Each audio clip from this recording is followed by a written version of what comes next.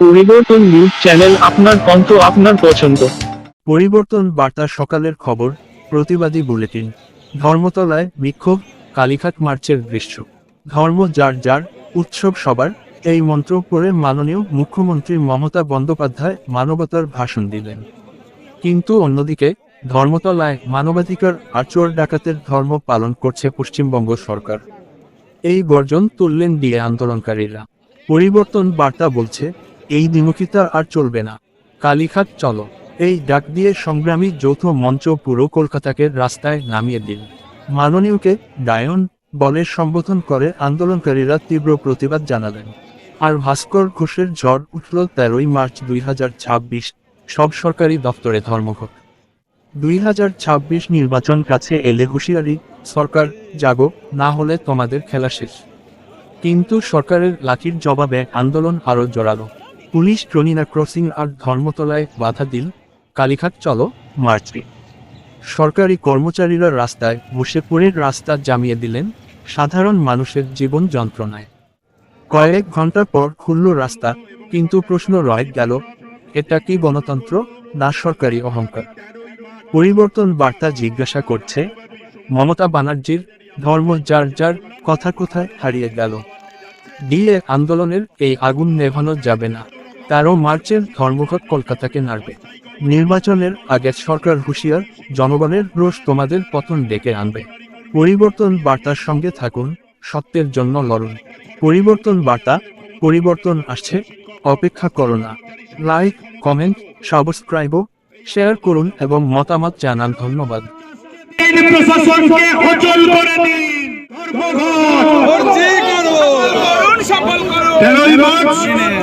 কি হবে? প্রশাসনকে স্তব্ধ করে দিতে হবে। এই এরিয়া ক্রসিং সিদ্ধান্ত নিয়েছিল যে কর্মচারীরা কোন দলদাস বা দয়ার দামে রূপান্তরিত হবে না। আজকের এই সময়ের কর্মচারী সমাজ নতুন করে ইতিহাস তৈরি করছেন যে প্রশাসনের হুমকিতে কর্মচারী মাথা নত করবে না। 13ই মার্চ দেখবে 14তম সেই কাপড় ধরতে পারবো আমরা। 13ই মার্চ ধর্মঘট সফল করুন। এদের কাছে ধর্মটা এখন মানুষের স্বার্থ রক্ষা নয়, রাষ্ট্রের যেটা ধর্ম হয় মানুষের মৌলিক অধিকারকে সুরক্ষিত করা, সেটা বাদ দিয়ে এরা নিজেদের কোন বিষয়টাকে রক্ষিত করলে নিজেদের কাটমানির সিন্ডিকেটটা চলবে সেটাকেই এখন ধর্ম বানিয়ে নিয়েছে। সেখান থেকে বেরিয়ে গিয়ে রাষ্ট্র এবং রাজ্য যাতে ধর্মের অর্থাৎ রাজ্যের যা ধর্ম, রাজ্যের যে রাষ্ট্র ধর্ম মানুষের মৌলিক অধিকারকে সুরক্ষিত করা, সেই রাস্তায় ফেরে তার জন্যই আগামী 13 তারিখ এই রাজ্যের কর্মচারীরা সমস্ত সরকারি ক্ষেত্রগুলোতে ধর্মঘটে যাবে। অর্থাৎ প্রতিষ্ঠা করতে ধর্মের ঘট, ধর্ম আগামী 13 তারিখ আসছে দিন, সরকারকে বুঝিয়ে দিন। ভালো থাকবেন সকলে। আজকে যারা এসেছেন 4টে পর্যন্ত আমাদের এই আন্দোলন চলবে। 4টের পরে আমরা এই জায়গাটাকে পরিষ্কার পরিচ্ছন্ন করে খালি করে দেবো।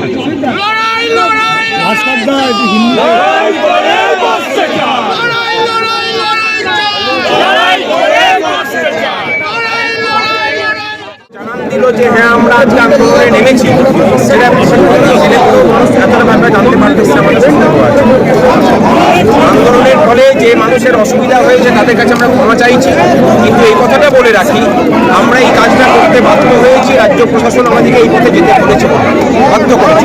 এখান থেকে 100 কিলোমিটার নয়, সেখান থেকে দূরে গিয়ে তারা ব্যারিকেড করে ভেবেছেন যে আন্দোলনকে স্তব্ধ করবেন। তারা আজকে বুঝে গেছে আগামী 13 তারিখে এই ঘটনার প্রতিবাদে, গণতন্ত্রের প্রতিবাদে সুপ্রিম কোর্টের রায়কে মান্যতা দিতে হবে, তার জন্য অস্থায়ী কর্মচারীদের স্থায়ীকরণ করতে হবে সেই দাবিতে, এবং 6 লক্ষ শূন্য পদে স্বচ্ছতার সাথে স্থায়ী নিয়োগ করতে হবে সেই দাবিতে এই রাজ্যের কর্মচারীরা, স্থায়ী অস্থায়ী কর্মচারীরা, ডাক্তার, নার্স, পৌরসভা পঞ্চায়েতের কর্মী সহ সর্বস্তরের মানুষজন অঙ্গনওয়াড়ি আশা কর্মী সবাই ধর্মঘটে সামিল হবে আগামী 13ই মার্চ 24 घंटे के लिए चलेगा एक दिन के लिए বাংলা বন্ধ হবে একদিনের জন্য এটাকে আমরা বাংলা বন্ধ বলছি না, কিন্তু আমরা এই রাজ্যের সমস্ত রাজনৈতিক দলের কাছে আহ্বান জানাচ্ছি যে এই রাজ্যের কর্মচারীরা মানুষের মৌলিক অধিকারকে সুরক্ষিত করার জন্য যে লড়াই লড়ছেন, সেই লড়াইয়ে আপনাদের সক্রিয় সমর্থন দরকার। নৈতিক উনি বিরোধী নেত্রী থাকার সময় কর্মচারী আন্দোলনের পাশে থেকেছিলেন, সেই ওষুধটাই ওনাকে ফিরিয়ে দেওয়ার সময় এসেছে।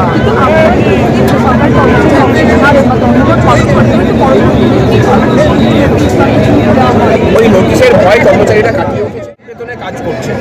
একটা দিন যদি নিজের অধিকারের প্রতিষ্ঠার জন্য একটা দিনের বেতন আমাদেরকে ছেড়ে দিতে হয়, আমরা হাসি হাসি মুখে সেই বেতনটা মুখ্যমন্ত্রীকে ছেড়ে দিতে রাজি আছি।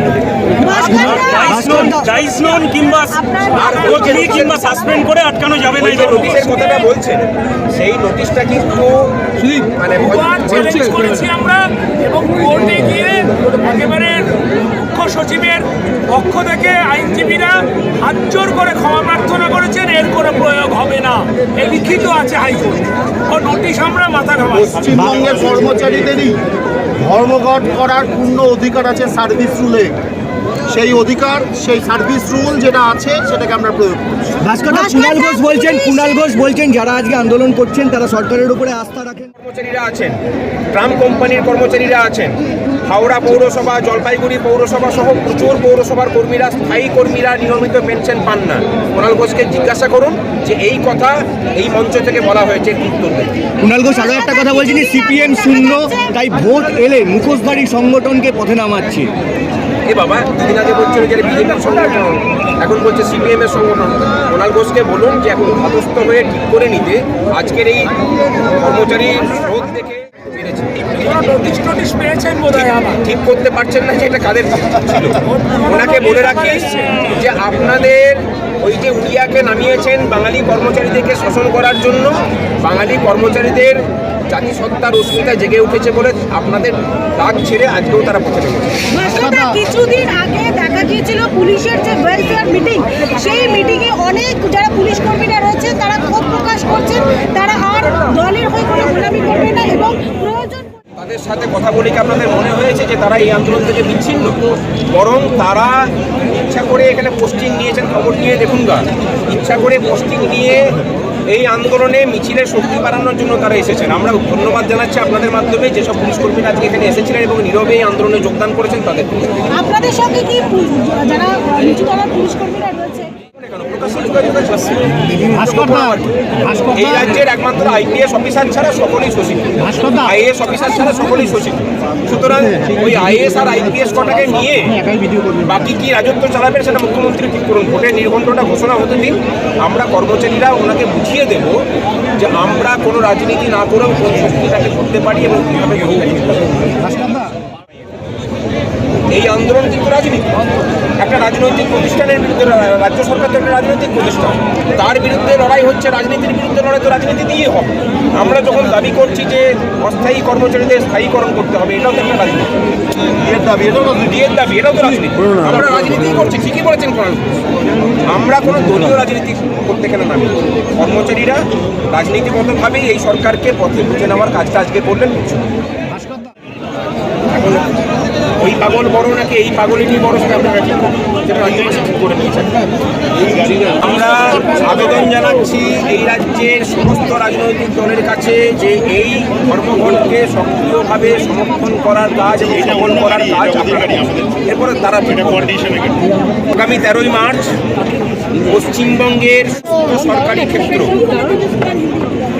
সমস্ত সরকারি ক্ষেত্র, সেখানকার কর্মচারীরা একযোগে ধর্মঘটে সামিল হচ্ছে।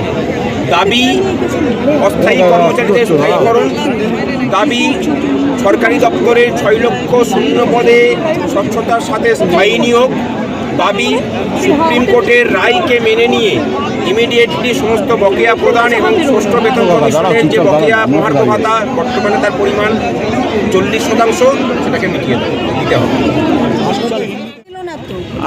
আন্দোলনটা তো আমাদের করতে দিল না, আমাদের যেখানে যাওয়ার কথা সেখানে তো যেতে দিল না, তার মানে উনি ভয় পাচ্ছেন, অবশ্যই ভয় পাচ্ছেন। কারণ উনি তো নিজেও বুঝতে পারছেন যে আমি কোনো কলকারখানা করিনি, আমি কোনো শূন্যস্থানগুলো পূরণ করিনি, আমি তো কিছুই করলাম না, আমি তো শুধু নিজের জন্যই মানে গুছালাম। আমাদের জন্য কি কিছু করেছি? কারোর জন্য কিছু করিনি। ফেডারেশনকে কীরকম দেখছেন, যে সরকারি ফেডারেশন কর্মচারী আছে, সব একই। তো ওটাকে কীরকম আপনার সব মোকাবিলা করবেন?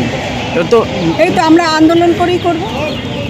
ঠিক আছে, মনে মনে আছে, বলার কিচ্ছু নেই, সব মনে আছে। কি বলবেন আজকে আর রাস্তায়? কিছু বলার নেই, সব কিছু আমাদের মনে মনে আছে, আমাদের অন্তরে আছে।